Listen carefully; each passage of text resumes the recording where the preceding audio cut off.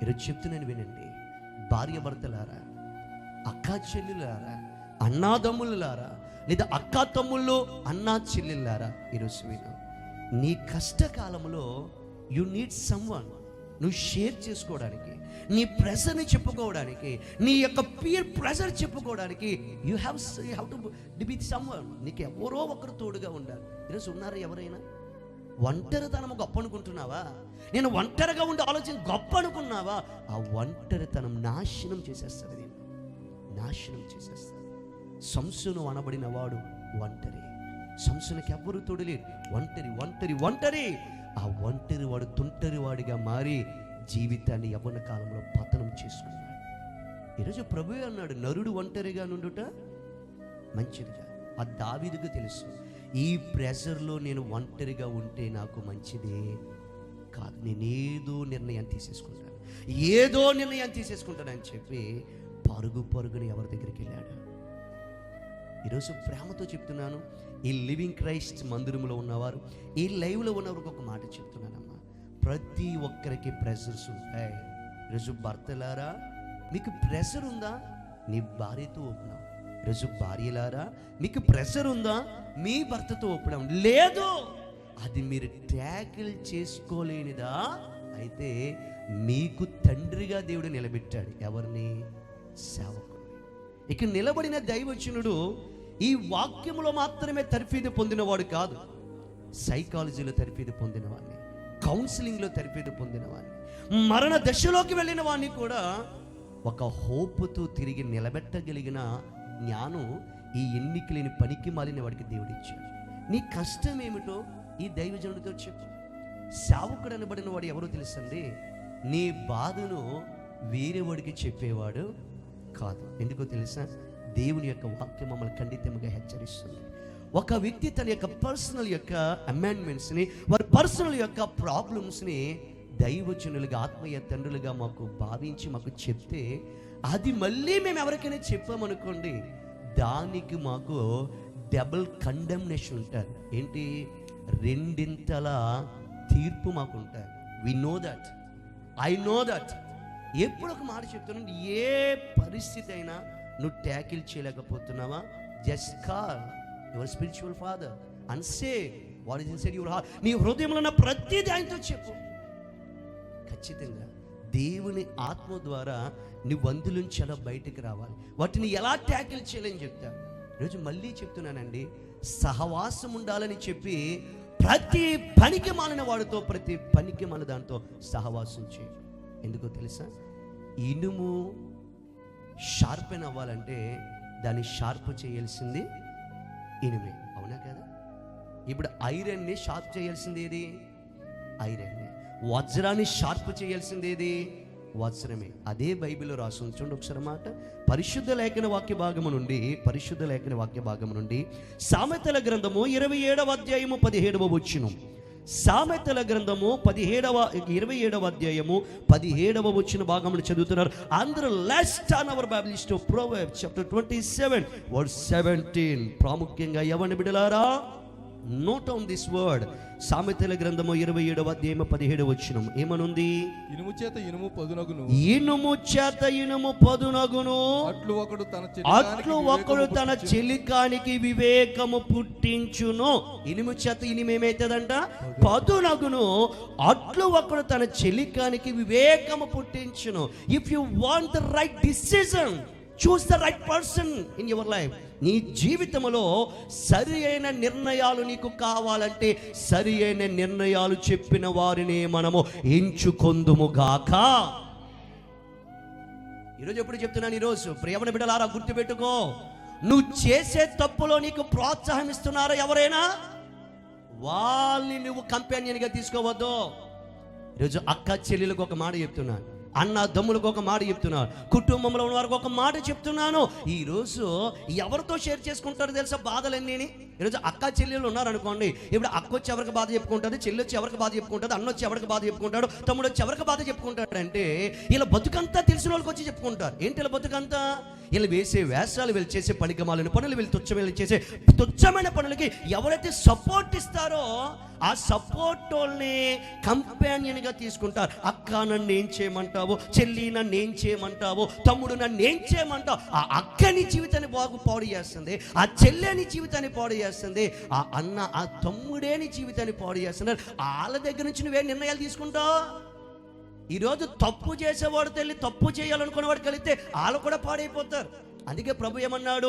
ఇనుము చేత ఇనుము ఏమవును పదునగును. ఈరోజు కుటుంబాలలో పాపాలు జరగడానికి, ఈరోజు కుటుంబాల తప్పులు జరగడానికి కారణం ఎవరో తెలుసా? అక్క చెల్లెళ్ళు, అన్నదమ్ములు, ఈ సిబ్లింగ్సేనండి. ఈరోజు నేను చూస్తున్నాను చాలా దగ్గర ఈ సిబ్లింగ్స్కి తెలుసు చెల్లి ఏం చేస్తుంది, అక్క ఏం చేస్తుంది, అన్న ఏం చేస్తున్నాడు, తమ్ముడు ఏం చేస్తున్నాడు, వీళ్ళు ఏం చేస్తున్నారు తెలుసు.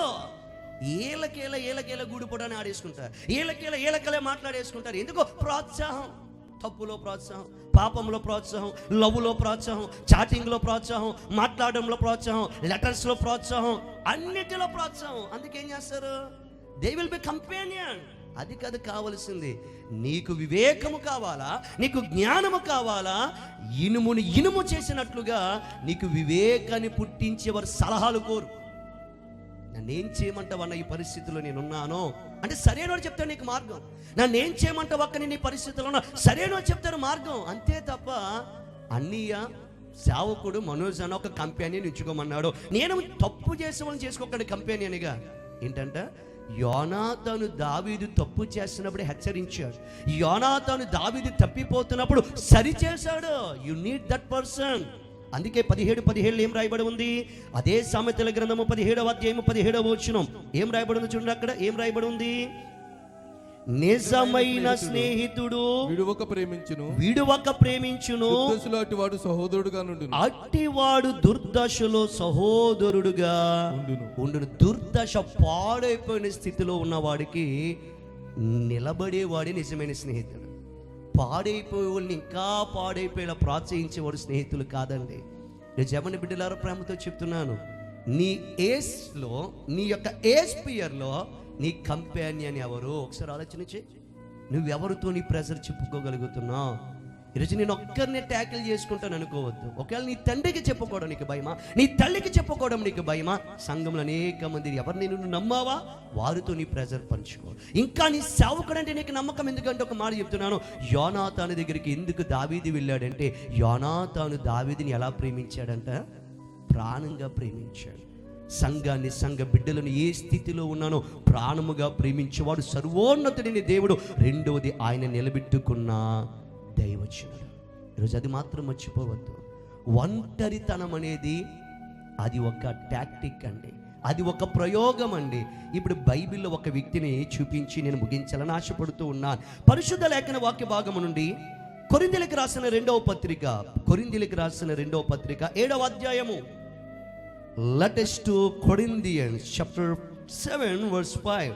కొరింథీయులకు రాసిన 2వ పత్రిక 5వ అధ్యాయము 7వ వచనం. చాలా జాగ్రత్తగా వినండి. దైవజనుడు అయిన పౌలు గారు అంటున్నారు, నేను క్రీస్తును పోలి నడుచుకున్నట్లుగా మీరు నన్ను పోలి నడుచుకుని అన్న రీతిగా మాట్లాడుతున్నారు. అక్కడ ఏం రాయబడింది? కొరింథీయులకు రాసిన 2వ పత్రిక 7వ అధ్యాయము 5వ వచనం.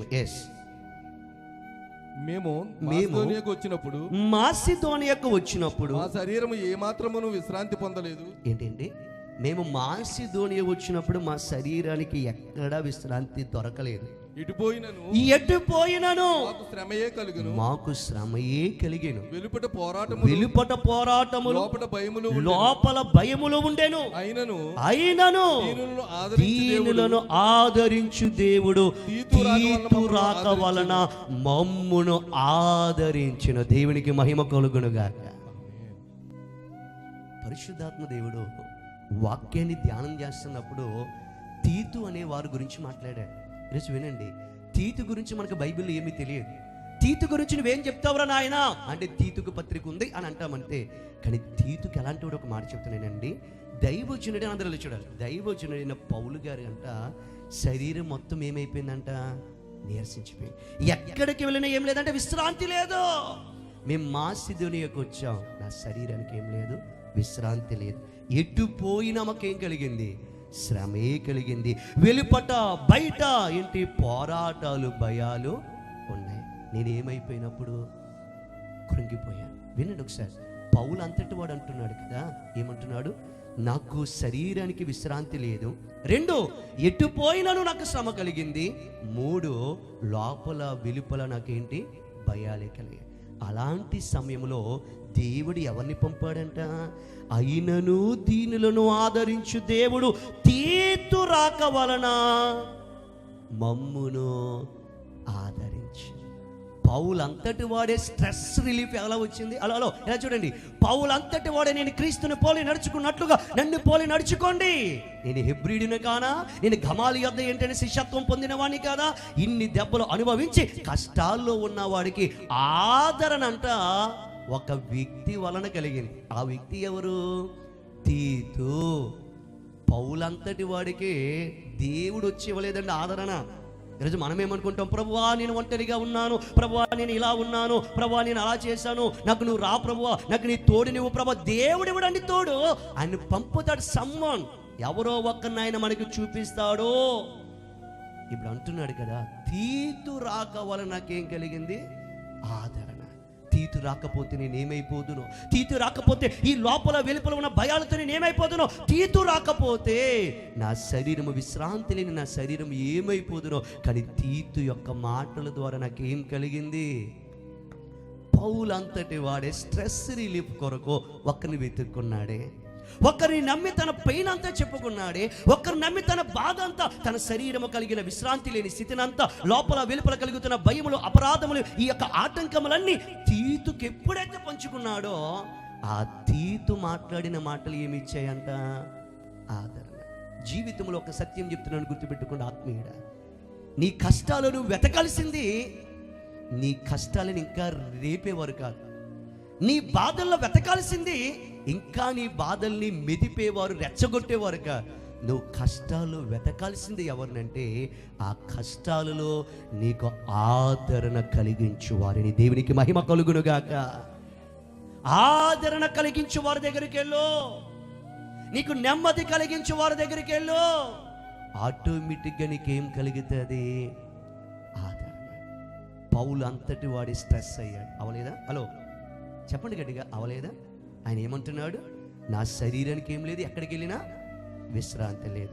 ఇంకా ఏమంటున్నాడు అక్కడ, ఎటు పోయినా నాకు శ్రమే, లోపల వెలుపల అన్నీ నాకు భయాలే. కానీ వాటన్నిటిలో ఒక వ్యక్తి ద్వారా మాత్రం నాకు రిలీవ్ వచ్చింది, తీతు అనబడేవాడు పౌలు కంటే చిన్నోడు. ఈరోజు గుర్తుపెట్టుకో, మన ప్రెజర్ పంచుకోవడానికి, మన ఒత్తిడిని పంచుకోవడానికి పెద్దోడా చిన్నోడా, ఈడు గొప్పోడా లేనోడా, ఈడు డబ్బున్నవాడా ఈడు పేదోడా, అది కాదు మనం చూడాల్సింది.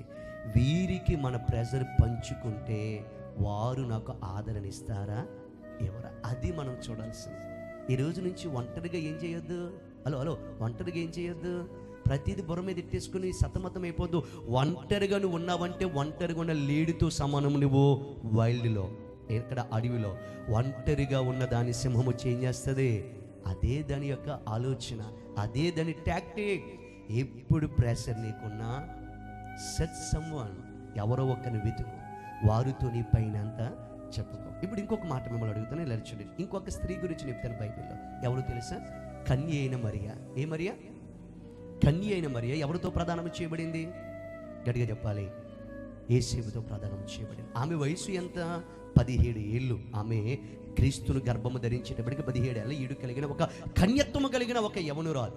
ఆ యవనురాలు దగ్గరికి గాబ్రియేలు దేవదూత వచ్చి, దయాప్రాప్తులారా నీకు శుభము, ఇదిగో నీవు గర్భమును ధరించి కుమారుని కందువు, ఆయనకి ఇమ్మానుయేలని పేరు పెట్టు అని అనేసింది. ఇప్పుడు మరి ఎందులోకి వెళ్ళిపోయింది? మన సబ్జెక్టు ఎందులోకి వెళ్ళిపోయింది? నేను ఇంకా ఏ పురుషుని కూడా లేదు, నాకు ఇంకా పెళ్ళి కూడా కాలేదు, ఇప్పుడే నాకు ప్రధానమైంది ఏంటి, నాకు ఈ సమస్య ఏంటి, నేను ఎలా దీన్ని హ్యాండిల్ చేయాలి, ఈ ఒత్తిడిని ఎలా హ్యాండిల్ చేయాలి అని మరియ ఒంటరిగా ఉండిపోయిందా? ఎవరి దగ్గరికి వెళ్ళిందా? యేసేపు దగ్గరికి వెళ్ళిందా? మీ బైబిల్ జ్ఞానం తగలగా యేసేపు దగ్గరికి వెళ్ళిందా? ఏసేపే మరి దగ్గరికి వచ్చాడు. ఎందుకు ఏసేపు మరియకి తెలియకుండా వదిలేద్దాం అనుకున్నప్పుడు ఆ అమ్మాయి యొక్క ఏసేపు దగ్గరికి మళ్ళీ ఏం చేసింది, దేవదూత తెలియదు అంతా జరిగింది చెప్పగా చేర్చుకున్నాడు. కానీ ఇప్పుడు ఆమెకున్న ప్రెషర్ ఏంటి, నేను కన్యక, ఏ పురుషుని కూడా లేదు, నాకు ప్రధానమైంది ఈ సొసైటీ ఏమనుకుంటుంది, ఈ లోకం ఏమనుకుంటుంది అని ఆమెకు అర్థం కాని పరిస్థితిలో ఆమె ఒక కంపానియన్ దగ్గరికి వెళ్ళింది. ఎవరో తెలుసా, ఆమెకు సమీప బంధువైన ఎలిజబెత్. ఉందా లేదా బుర్రలో, వెళ్ళిందా వెళ్ళలేదా? ఎందుకు వెళ్ళింది? నాకు కడుపు వచ్చింది, నేను ప్రెగ్నెంట్ అయ్యాను, నాకు చింతకాయలు ఇయ్యి, నాకు నిమ్మకాయలు ఇయ్యి, అందుకు వెళ్ళలేదు. అందుకు వెళ్ళింది అనుకుంటున్నారా? మీరైతే అలాగే వెళ్తారు. ఎందుకు ఏదో స్వీట్లు అట్టుకొని హాట్లు అట్టుకొని అది అట్టుకొని నేను ప్రెగ్నెంట్ అయ్యాను, నేను ఇది అయ్యాను. కానీ ఆమె ఎందుకు వెళ్ళిందో తెలుసా, ఈ పరిస్థితిలో ఐ నీడ్ ఏ కంపానియన్. అసలు ఇదేంటి అని చెప్తున్నాను విను. ఎలిజబెత్ దగ్గరికి ఎందుకు వెళ్ళిందో తెలుసా, ఎక్కడో ఉన్న ఎలిజబెత్ దగ్గరికి ఎందుకు వెళ్ళిందో తెలుసా, ఆమె కూడా ముసలితనమున మిరాక్యులస్గా కన్సీవ్ అయింది. దేవునికి మహిమ కలుగునుగాక. ఎప్పుడు మన ప్రెషర్ని ఆ ప్రెషర్ అనుభవించిన వాళ్ళతో చెప్పుకుంటేనే ఏమవుతుంది చెప్పండి, తీరుతుంది. ఇప్పుడు మీకు అద్భుతముగా మిరాకిల్గా గర్భం వచ్చింది కన్యనే మరియకి. ఇప్పుడు ఎలిజబెత్ కూడా ఏమొచ్చింది, ముసలితనములో మిరాకిల్గా గర్భం వచ్చింది. ఇప్పుడు ఈ గర్భం గురించి చెప్పగలిగిన ఒక స్త్రీ ఎవరు, అప్పటికే 6 నెలలు నిండిన ఎలిజబెత్. చూడండి ఒకసారి మాట, లూకా సువార్త ఎన్నోసార్లు చదువుంటాం. ఈ కోణములు ఈ వాక్యాన్ని ఎప్పుడైనా ధ్యానం చేసావా, ఈ మర్మముతో ఎప్పుడైనా ఈ వాక్యాన్ని ధ్యానం చేసావా? లూకా సువార్త 1వ అధ్యాయము, పరిశుద్ధ లేఖన వాక్య భాగము నుండి లూకా సువార్త 1వ అధ్యాయము 56వ వచన 39వ వచన భాగమును చదువుదాం. ఏం రాయబడి ఉంది? ఆ దినములయందు మరియ లేచి యూదా ప్రదేశములోని కొండ సీమలోనున్న ఒక ఊరికి ఎలా వెళ్ళిందంట? ఆలస్యం చేసిందా, త్వరగా వెళ్ళిపోయిందా? త్వరగా వెళ్ళి జకరియా ఇంటిలో ప్రవేశించి ఎలిజబెత్తుకు వందనము చేసింది. ఇప్పుడు ఎలిజబెత్ యొక్క ఎంత స్థితి? 36. మరియు నీ బంధువురాలు ఎలిజబెత్ కూడా తన వృద్ధాప్యమందు ఒక కుమారుని గర్భము ధరించి ఉన్నది. గొడ్రాలనబడిన ఆమెకు ఇది 6వ మాసము. ఈరోజు ఈవిడికి ప్రెషర్. 17 ఏళ్ల ఈడులో గర్భాన్ని దాల్చింది. 17 ఏళ్ల వయసులో ఏంటంటే కన్సీవ్ అయ్యింది. నా బిడ్డను ఎలా చూసుకోవాలి, కన్సీవ్ అయిన నా బిడ్డను ఎలా చూసుకోవాలి, అసలు ఇది ఏంటి, ఈ ప్రెషర్ని ఎలా ట్యాకిల్ చేయాలి అని చెప్పి ఏం చేసిందండి మరియా? అప్పటికే 6 నెలల గర్భవతి అయిన అద్భుతముగా గర్భము దాల్చిన ఎవరి దగ్గరికి వెళ్ళింది? అలా నువ్వు ఎప్పుడైనా వెళ్ళావా? ఈరోజు అప్పులో కురికిపై నలిగిపోతున్నావు. ఎప్పుడైనా ఆ అప్పుల్లో నుంచి విడుదల పొంది దేవుని శాశ్వతమైన కృపను పొందిన వారి దగ్గరికి వెళ్ళి, అయ్యా నా ప్రెషర్ ఇదయ్యా, అప్పుల్లో ఉండిపోయినయ్యా, ప్రెషర్తో సతమతమైపోతున్నానయ్యా, నువ్వు అప్పుల్లో నుంచి బయటికి దేవుడు తీసుకొచ్చాడు, గొప్ప సాక్ష్యం చెప్పావే, నీ జీవితంలో దేవుడు మేలు చేస్తాడు నిలబడి సాక్ష్యం చెప్పావే, నా బాధ ఇదయ్యా, కొన్ని మాటలు మాట్లాడి ఆయన చెప్తాడండి.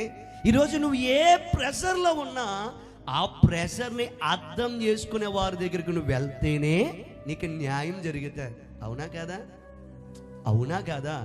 ఇప్పుడు చెవి, ముక్కు, గొంతు ప్రాబ్లం వచ్చింది. ఇప్పుడు నువ్వు గైనకాలజిస్ట్ దగ్గరికి వెళ్ళి నన్ను బాగు చేయమంటే ఆవిడ బాగు చేస్తుందా? చేది. ఎక్కడికి వెళ్ళాలి నువ్వు? ఈఎన్టీ దగ్గరికి వెళ్ళాలి. జీవితము కూడా అంతే. నీ జీవితము బాగుండాలి, నీ ప్రెషర్లో రిలీఫ్ కలగాలంటే చూడు, ఎవరు నీకు చెప్పగలిగిన వాళ్ళు, ఎవరు అనుభవం కలిగిన వారు చూడు, ఖచ్చితంగా వారి ద్వారా నీకేమొస్తుంది? ఊరట వస్తారు. ఇంకొక చిన్న మాట మీకు చెప్తున్నానే, నయోమి అనబడిన ఆమె ఉంది. మన ముందు 2 వారాల క్రితం చెప్పాను. నయోమి తెలుసా? 3వ వ్యక్తి గురించి చెప్తాను. నయోమిని కనీసం ఆ ఊర్లో ఉన్న వాళ్ళు ఏం చేయలేకపోయారు? గుర్తుపట్టలేకపోయారు. కానీ నయోమి ఇంకా బతికున్న కారణం ఏమిటి? రూతు అనబడిన ఆమె నీ జనమే, నీ దేవుడే, నువ్వు ఎక్కడ చేస్తే వృద్ధాప్యములు నడి వయస్కులో బిడ్డలను పెనిమిటిని కోల్పోయిన నయోమి అనబడిన ఆమెకి తన బాధను పంచుకోవడానికి ఒక కోడలు ఉంది. అందుకే వీళ్ళిద్దరి జీవితం ఏమైంది? ఇద్దరు భర్త చనిపోయిన వారైనా, ఇద్దరు భర్త లేని వారైనా హ్యాపీగా వారి జీవితాన్ని ఏం చేశారు? గడిపారు. ఎప్పుడు చెప్తున్నాను గుర్తుపెట్టుకో, మళ్ళీ చెప్తున్నాను గుర్తుపెట్టుకో, ఒంటరిగా హ్యాండిల్ చేసేద్దామంటే నువ్వు ఎవరికి నీ ఒత్తిడికి, నీ ప్రెషర్కి, అపవాదికి, తంత్రగాడికి నువ్వు ఆడి గురి అదే. నేను ఒంటరి చేయాలి, మొట్టు పెట్టాలి, నిన్ను ఒంటరి చేయాలి, దెబ్బ కొట్టాలి. కానీ మనము ఒంటరి వారము. ఈరోజు మనుష్యులు ఎవ్వరూ నీకు నమ్మకముగా కనబడట్లేదా? ఈరోజు ఎవ్వరూ నిన్ను ప్రేమించేవారుగా కనబడట్లేదా? ఈరోజు నీ బాధను పంచుకోవడానికి యోనాతానుల దావీదు కంటికి కనబడినట్లుగా నీ కంటికి ఎవ్వరు కనబడట్లేదా? అయితే ఈరోజు I'm giving a good news for you. ఈ ప్రపంచంలో ఒకడున్నాడు, నిన్ను ప్రేమించేవాడు ఒకడున్నాడు, నువ్వు నమ్మగలిగిన వాడు ఒకడున్నాడు, నీ బాధలన్నిటికీ ఓదార్పునివ్వగలిగిన వాడు ఉన్నాడు. ఆయనే నేను ప్రకటిస్తూ ఉన్న నజరేయుడైన యేసు ప్రభు. గట్టిగా చప్పలు కొడతా సర్వోన్నతుడైన దేవునికి స్తోత్రములు చెప్తాం. ఈరోజు దావీదు కష్టకాలములో నా బాధను పంచుకోవడానికి ఒకరు ఉండాలి అంటే యోనాతాను దావీదుకి కనబడ్డాడు. ఈరోజు నీకెవ్వరు కనబడట్లేదు నీ బాధను పంచుకోవడానికి. నా ప్రభు అంటున్నాడు, those who are weary and burdened come to me, I will give the rest and peace to you. ప్రయాసపడి భారము మోయిచున్న సమస్త జనులారా come to me, నా యొద్దకు రండి, నేను మీకేమిస్తాను. ఆయన దగ్గరికి వెళ్ళు, ఆ యేసు ప్రభుని కంపానియన్గా చేసుకో, ఆ యేసు ప్రభుతో మాట్లాడు, ఆ యేసు ప్రభుతో నీ బాధను పంచుకో. ఆ యేసయ్య నీ బాధను ఎవ్వరికీ చెప్పేవాడు కాదు. నా యేసయ్య నిన్ను ఎవ్వరి ముందే హేళన చేసేవాడు కాదు. ఆయన తన కౌగిల్లోనికి చేర్చుకుని, ఆయన తన కౌగిల్లోకి చేర్చుకుని, పాపిష్టిరాలైన స్త్రీ, వ్యభిచారముతో పట్టబడిన స్త్రీ, అందరూ ఆమెను కొట్టాలనుకున్నారు, అందరూ ఆమె మీద రాళ్ళు వేయాలనుకున్నారు. కానీ ఆమె పరుగుని ఎవరి దగ్గరికి వచ్చింది? I have a companion, I have a best friend, I have a lovable person, his name is Jesus. ఆయనే యేసయ్య అని పరుగెత్తుకుంటూ యేసు ప్రభు దగ్గరికి వస్తే, అమ్మా అందరూ వెళ్ళిపోయారు, నీ పాపములు క్షమింపబడ్డాయి, ఇకను నీవు పాపము చేయకని చెప్పి ఆమెను ప్రేమతో పంపించిన వాడు మనము నమ్మిన యేసయ్య. గట్టిగా ఆమెను చెప్పండి. ఈ ఉదయకాల సమయమున ప్రేమతో మీకు చెప్తున్నా, నువ్వే పరిస్థితిలో ఉన్నా మనుషులు ఎవ్వరు నీకు నమ్మకంగా లేరా? అందరికంటే గొప్ప నమ్మకమైన వాడు ఎవరు? మన కోసం ప్రాణం ఇచ్చినవాడు, మనల్ని ప్రేమించినవాడు. ఆయన దగ్గరికి వెళ్దాం. ఒంటరిగా ఉండాలనుకోవద్దు. ఉపవాస ప్రార్థనలు మీకోసమే జరుగుతూ ఉన్నాయి, ఇక్కడ సహవాస ప్రార్థనలు నీ కోసమే జరుగుతూ ఉన్నాయి. రా, దేవుని మందిరానికి రా, ఇక్కడ గూర్చాడు, ఇక్కడ కన్నీళ్లు విడువు, ఇక్కడ అంగలార్చు. యోనాతాను ఎలాగైతే దావీదు మనసును నెమ్మలపరిచాడో, పరిశుద్ధాత్మ దేవుడు మీ అందరి హృదయాలని నెమ్మలపరుస్తాడు క్రీస్తు యేసు నామమున. ఇప్పుడు చెప్పండి, మూడవదిగా ప్రెషర్, ఒత్తిడి మన ద్వారా చేయించే తప్పు ఏంటి?